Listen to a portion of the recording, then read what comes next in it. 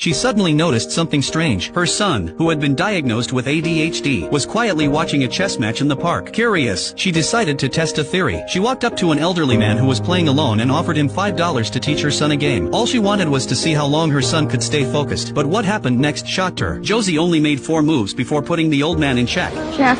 She couldn't believe it. This was the very first time her son had ever played chess. Could he be a genius? Eager to find out, she waited for the outcome. But the old man suddenly got stubborn. He refused to admit defeat. Instead, he insisted he had actually won. Yet little Josie didn't argue. He simply said, "Thank you," and walked away. Back home, she couldn't wait to see more. She asked her husband to play against Josie. At first, Dad was full of confidence. He thought there was no way he'd lose to a kid. But an hour later, his face was frozen. Not only did he lose badly, he had only managed to take 1 piece from Josie's side. And the most shocking part? Josie was in the bathtub the entire time, playing blindfolded without ever seeing the board. That was the moment George realized his son's talent was real. The next day, he brought Josie to a chess club to sign him up. But the club was full of top-level players. No coach wanted to waste time on a 7-year-old, so George decided to take him home. As they were leaving, he noticed Josie playing chess in the lobby. The match was intense. Each player was moving at lightning speed, barely a second between turns. And then Josie won. His opponent froze, stunned he'd just lost to a 7-year-old. From that day on, George took Josie to the park to play every afternoon. Josie was happy. He made friends. Life felt good. Until one day, a renowned chess master named Bruce came looking for them. That's when George found out. The player Josie had beaten that day wasn't just anyone. He was the national champion. Bruce was so impressed. He offered to coach Josie at half price. But George hesitated. He had tried so many hobbies with his son before. None of them lasted. Thanks to Josie's lack of focus. He didn't want to get his hopes up again. But Bruce refused to give up. He followed them home and gave Josie a few simple tests. Then he told George with certainty, "Your son doesn't have ADHD. He just thinks faster than other kids. That's why he seems impatient." He promised to bring out Josie's full potential. Hearing that, George paid the tuition without hesitation. 1 month later, he brought Josie to his first official tournament. But before it even began, something felt off. The referees weren't focused on the kids. They were yelling at the parents. No shouting, no trash talk, no staring each other down. George was confused until the game started. While Josie was quietly focused, his opponent's parents were openly glaring at George. And then chaos broke out. 2 parents started arguing. One had scratched his ear. The other thought it was a secret signal. As a result, all the parents were kicked out of the hall. The kids loved it. They clapped and laughed. But the parents? They were locked in a side room pacing, praying, panicking. George stared at the rankings on the wall. Josie was winning every round. Soon, other parents started coming over, pretending to make small talk, but clearly fishing for information. That fired up George's competitive side. During the final match, Josie and his opponent were locked in a dead heat, but off the board. The real showdown was between the 2 dads. Every time a piece was captured, someone would run back with updates. Josie just lost a pawn. George tried not to show emotion. The other dad actually came over and said, "Don't worry, your son will pull through." He even gave George a reassuring pat on the shoulder. But